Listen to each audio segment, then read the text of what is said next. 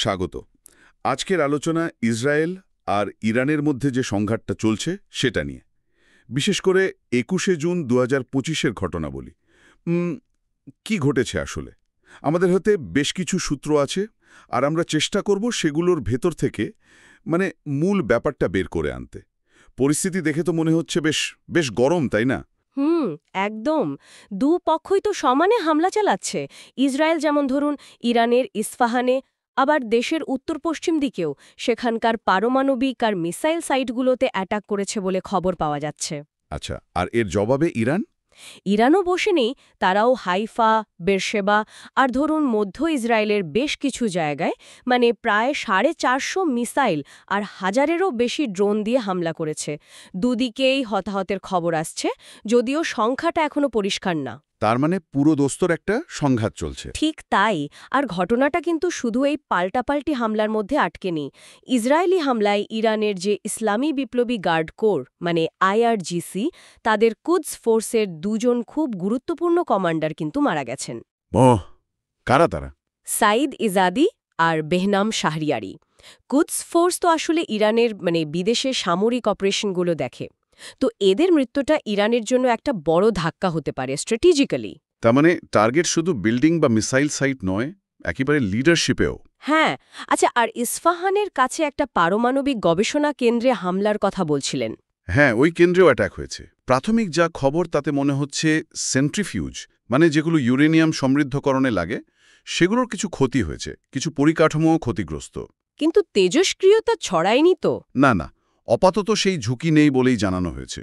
তবে এটা খুব পরিষ্কার যে পারমাণবিক সক্ষমতাকেও কিন্তু টার্গেট করা হচ্ছে, আর এটাই বিষয়টাকে আরও অনেক বেশি সিরিয়াস করে তুলেছে।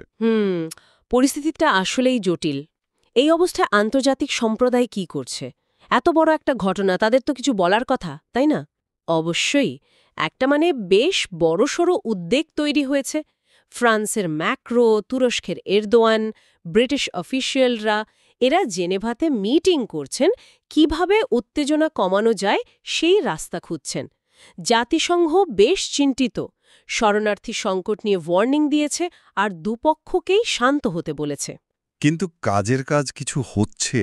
সমস্যাটা হলো ইরানের সঙ্গে যে পারমাণবিক আলোচনা চলছিল সেটা এখন বন্ধ। ইরান বলে দিয়েছে ইসরায়েলি হামলা যতক্ষণ না থামছে ততক্ষণ তারা টেবিলে ফিরবে না। তাহলে তো কূটনৈতিক পথটাও বেশ কঠিন দেখাচ্ছে। এর মধ্যে আবার আমেরিকার কথাও কি শোনা যাচ্ছে? হ্যাঁ, সেটাই পরিস্থিতিকে আরও একটু প্যাঁচিয়ে দিয়েছে।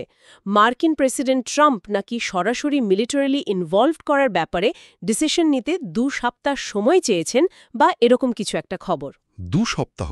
হ্যাঁ, ইরান এটাকে খুবই বিপজ্জনক একটা মুভ হিসাবে দেখছে।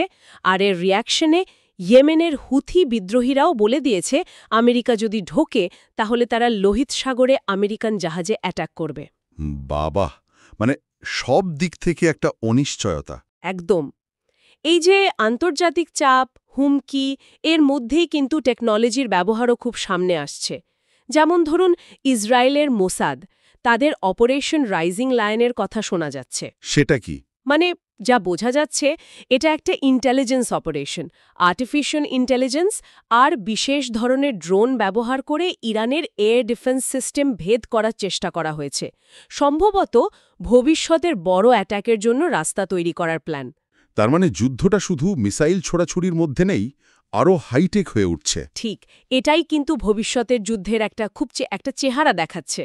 আর একদিকে যখন এই টেকনোলজির লড়াই চলছে, তখন অন্যদিকে সাধারণ মানুষের ওপর এর ভয়াবহ প্রভাব পড়ছে।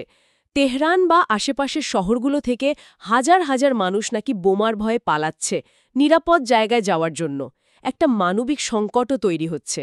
এটা দাঁড়াচ্ছে, একদিকে মারাত্মক সামরিক সংঘাত চলছে, ইসরায়েল চেষ্টা করছে ইরানের নিউক্লিয়ার আর মিসাইল ক্ষমতা কমাতে, আর ইরানও পুরো শক্তি দিয়ে পাল্টা জবাব দিচ্ছে।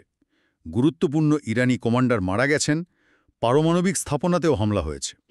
অন্যদিকে আন্তর্জাতিক মহল, তারা উদ্বেগ জানাচ্ছে, আলোচনার চেষ্টা করছে, কিন্তু সমাধান আসছে না। ঠিক। তার উপর আমেরিকার সম্ভাব্য হস্তক্ষেপ আর হুথিদের হুমকি, পুরো ব্যাপারটা আরও ঘোলাটে। একদম। সারমর্ম করলে এটাই দাঁড়ায়, একদিকে টেনশন বাড়ছে, অন্যদিকে সেটা কমানোর চেষ্টা চললেও দুটোর মধ্যে একটা বিরাট গ্যাপ। এই মুহূর্তে কিছুই নিশ্চিত করে বলা যাচ্ছে না। এই যে এত সব ঘটনা ঘটছে, এর সূত্র ধরে একটা জিনিস কি ভাবা যায়?